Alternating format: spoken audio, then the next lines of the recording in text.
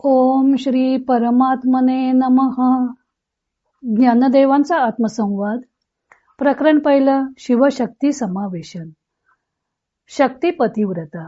ओव्या आहेत 21 आणि 22.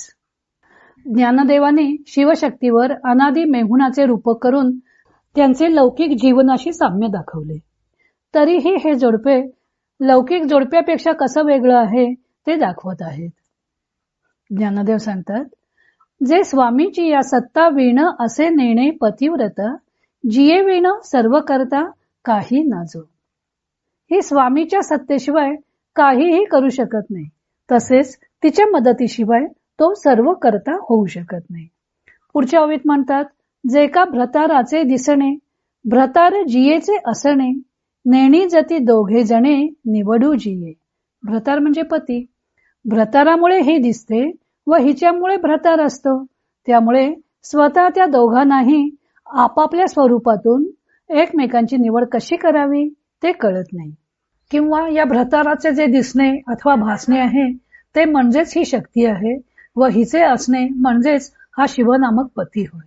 दिसणे, भासणे व असणे हे वेगवेगळे करून निराळेपणे दाखवता येत नाहीत. फार कशाला, या दोघांनाही जरी हे दोन भिन्न भाव वेगळेपणे दाखवा असं म्हटलं तरी ते त्यांना निवडता येणार नाही. स्वामीजी अभंग रूपांतर करताना म्हणतात, पतिव्रता शक्ती शिव सत्ते वीण एकली आपण असो नेणे, आणि शक्ती वीण शिव तोही भरता सर्व करता भोगता म्हणो केवी. शक्तीच ती होय शिवाचे दर्शन, शिव अधिष्ठान शक्तीचेही. शक्ती रूप शिव, शिवरूप शक्ती, दोन्हीही ती होती एक रूप. मग शिव ऐसा किंवा शक्ती ऐसी, निवडू एक ऐसी वेगळी क. येथे ज्ञानदेवाने समाजात प्रचलित असलेल्या पातिव्रत्य कल्पनेचा उपयोग केलेला आहे. विराट संसार चालवणारे हे युगुल एकमेकांशी कसे समरस झालेले आहे त्याचे लौकिक जीवनाशी तुलना करून वर्णन करताना ज्ञानदेव म्हणतात की शक्ती ही पतिव्रता आहे. पतिव्रता म्हणजे पतीशी एकनिष्ठ असणारी, सर्वतोपरी त्याचेच अनुसरण करणारी पत्नी. पतीच्या सुखात सुख मानणारी, दुःखात दुःख मानणारी व पती निधनाबरोबर तात्काळ प्राणत्याग करणारी अशा पतिव्रतेप्रमाणेच शक्ती आहे. तरीही या पत्नीचे पातिव्रत्य काही औरच आहे. लौकिक जीवनात पत्नी जरी पतिव्रता असली, मग ती देवांची असो अथवा मनुष्यांची असो, ती वेळ प्रसंगी आपल्या स्वामीशिवाय वेगळीही राहू शकते. पण ही पतिव्रता मात्र आपल्या स्वामीच्या सत्ते वाचून वेगळी असूच शकत नाही. शिवाच्या अस्तित्वाशिवाय तिला वेगळे स्वतंत्र असं अस्तित्व नाही. समाजातील पातिव्रत्याची कल्पना एकांगी आहे. तिथं फक्त स्त्रीकडूनच पातिव्रत्याची अपेक्षा असते. पण शक्ती जशी पतिव्रता आहे त्याप्रमाणे शिव सुद्धा आपल्या प्रियतमेशी एकनिष्ठ आहे. प्रकृती सृष्टी निर्माण करते म्हणून त्याच्याकडे सर्व करते पण येतं, पण तो एकटा काहीही करू शकत नाही. त्याला सर्व करता म्हणवून घेण्यासाठी प्रकृतीचं सहाय्य लागतच. थोडक्यात पुरुषाच्या सत्तेशिवाय प्रकृती काही करू शकत नाही आणि प्रकृतीच्या सहाय्याशिवाय पुरुष सर्व करता ठरू शकत नाही. दोघेही एकमेकास सहाय्यभूत होतात.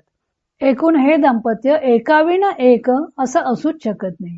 शिवाची सत्ता असल्या वाचून शक्ती काही करू शकत नाही व शक्ती सर्व प्रपंचाचा विस्तार करते म्हणून शिवाकडे करते पण येते. अशी ही दोघे एकमेकांपासून अलग करता येत नाही, पूर्णतः परस्परांवर अवलंबून आहेत. पुढच्या ओबीत ज्ञानदेव ती कशी एकरूप आहेत ते स्पष्ट करतात. जगदरूपाने जी प्रकृती दिसते ते पुरुषाचे भासणे असते. प्रकृतीचे जे अस्तित्व असते ते पुरुषाचेच अस्तित्व असते. पतीचे दिसणे हे पत्नी वाचून शक्य नसते व पत्नीचे असणे हे पती वाचून शक्य नसते. शिवकल्याण आपल्या नित्यानंदायिक दीपिकेत म्हणतात की स्वरूपाचे स्वरूपाला पाहणे होते तेव्हा तेथे प्रकाशक व प्रकाश्य असे दोन भाव निर्माण होतात. त्यातील पाहण्याचे नाव आहे प्रकृती. ती अधिष्ठाना वाचून असू शकत नाही आणि शिवाच्या व शक्तीच्या स्वरूपाचा प्रत्यय एकच असतो. जे शिवाचे अस्तित्व तेच शक्तीचेही अस्तित्व असते. त्यामुळे दोघांचे पृथक्त्व दिसून येत नाही. शिव म्हणजे अस्तित्व आणि शक्ती म्हणजे नामरूप. कोणत्याही पदार्थाच्या अस्तित्वापासून त्याची नाव रूपे वेगळी करता येत नाहीत. म्हणून स्वामीजी म्हणतात की शक्ती दृश्यरूप धारण करते ते एक प्रकारे शिवाचेच दर्शन असते आणि त्या शक्तीला शिव हा अधिष्ठानभूत असतो. त्यामुळे शिव हा शक्तिरूप असतो व शक्ती ही शिवरूप असते. दोघेही एकरूपच असतात. सोन्याच्या दागिन्यावरील कलाकुसर सोन्याहून वेगळी करता येत नाही. तसेच शिवशक्तींना पण वेगळेपणे पाहता येत नाही. हा शिव आणि ही शक्ती अशी निवड करता येत नाही. ही गोष्ट स्पष्ट करण्यासाठी ज्ञानदेवाने पुढे अनेक दृष्टांत दिले आहेत. ते आपण उद्या पाहू. इतर अनेक ग्रंथांचा आधार घेऊन संत ज्ञानदेवांच्या अमृतानुभव या ग्रंथाचं लेखन व वाचन सौ मनीषा अभ्यंकर मिरज यांनी केलं आहे. हरिओम तत्सत.